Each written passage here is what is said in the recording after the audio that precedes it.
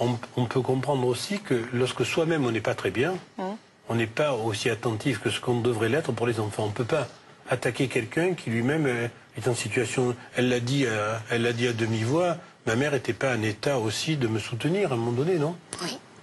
Hein? C'est-à-dire que peut-être plutôt que de culpabiliser, vous pourriez dire je ne pouvais pas à cette période-là être aussi attentive que d'habitude, non? Alors qu'est-ce que vous avez repéré comme signe, comme vous lui demandez? Trouble du sommeil, par exemple? Oui. Après, qu'est-ce qu'elle faisait? Elle était un peu agressive avec vous aussi? Ah ben oui, elle me répondait... Elle, à l'école, ça allait moins bien? Ah ben oui, les notes baissaient. Et elle s'isolait un peu aussi? Elle était souvent dans sa chambre, toute seule. Elle rentrait de l'école, elle montait dans sa chambre. Je l'appelais pour le dîner. Elle voulait, des fois elle descendait, des fois pas.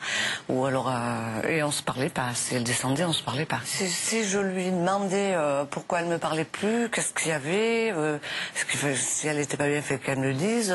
Ça te regarde pas, j'ai pas envie de te parler. Et puis ça s'arrêtait là. Elle partait dans sa chambre. On pourrait dire que ce que vous décrivez de manière assez claire, un adolescent qui a des troubles du sommeil, c'est pas un seul signe, hein, j'insiste là-dessus. Un adolescent qui a des troubles du sommeil, un adolescent qui change de comportement dans le contact, un adolescent qui s'isole, un adolescent qui ne veut pas discuter, un adolescent qui a un chute du rendement scolaire, on peut faire l'hypothèse d'une dépression. On est d'accord?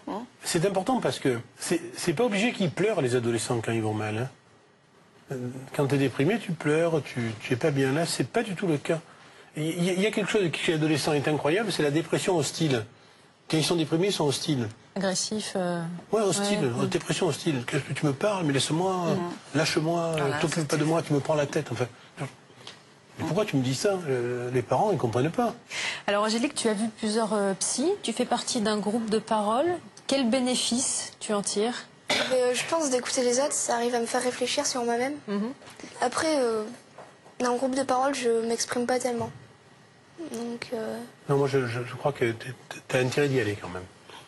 C'est-à-dire que, tu vois, comme je suis méchant, hein, comme je suis prescripteur, non, le groupe de parole c'est une bonne formule pour les adolescents. Pourquoi? D'abord c'est les adolescents entre eux, avec un médiateur, un adulte, psychologue, psychothérapeute, infirmier, etc., qui le dirige. Et les adolescents échangent entre eux et se soutiennent.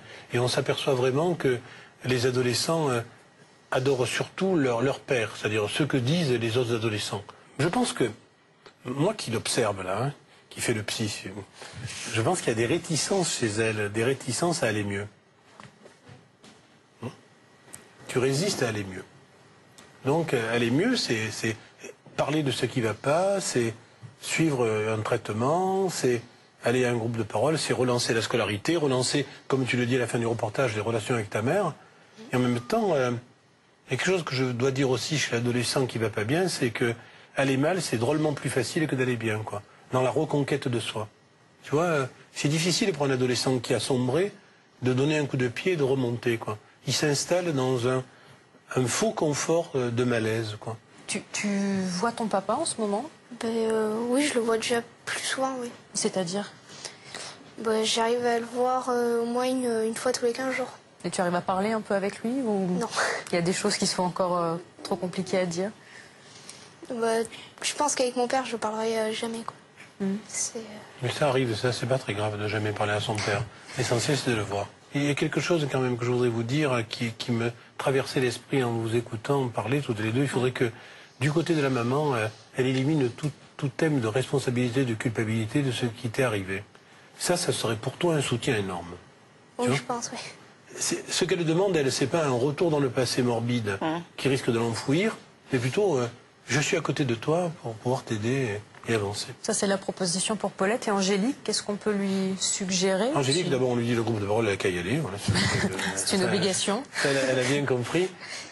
Pour peut-être, après, déboucher sur peut-être une réflexion plus personnelle sur toi et pourquoi, parce que la clé de tout ça, c'est que quand l'adolescent comprend pourquoi il doute au point de ne pas vouloir vivre, c'est là qu'il trouve des forces pour comprendre et poursuivre sa route, quoi. Angélique et Paulette, merci beaucoup à toutes les deux d'être venues témoigner aujourd'hui. N'hésitez surtout pas à nous donner de vos nouvelles et puis bon courage pour toute la suite. Merci. Tous les ans, sur 40 000 tentatives de suicide, 600 à 800 jeunes parviennent malheureusement à leur fin. Tout de suite, pour en parler, on accueille une autre maman. Marie-Jeanne, bonjour. Bonjour. Vous avez 48 ans, vous êtes maman de 2 garçons de 23 et 13 ans et il y a presque 5 ans, votre fille Cécilia a mis fin à ses jours. Elle avait 16 ans. On va commencer par vous remercier très sincèrement d'être venue témoigner aujourd'hui. Eh bien, si je suis venue témoigner, c'est pour dire que ça peut arriver à tout le monde. Mon mari et moi, nous n'avions pas de problème particulier. Ma famille, moi je ne travaillais pas, j'ai été à la maison pour élever mes enfants. Et puis surtout, ma fille nous a bien caché son mal-être. Je l'ai vue malheureuse que quelques jours en fait.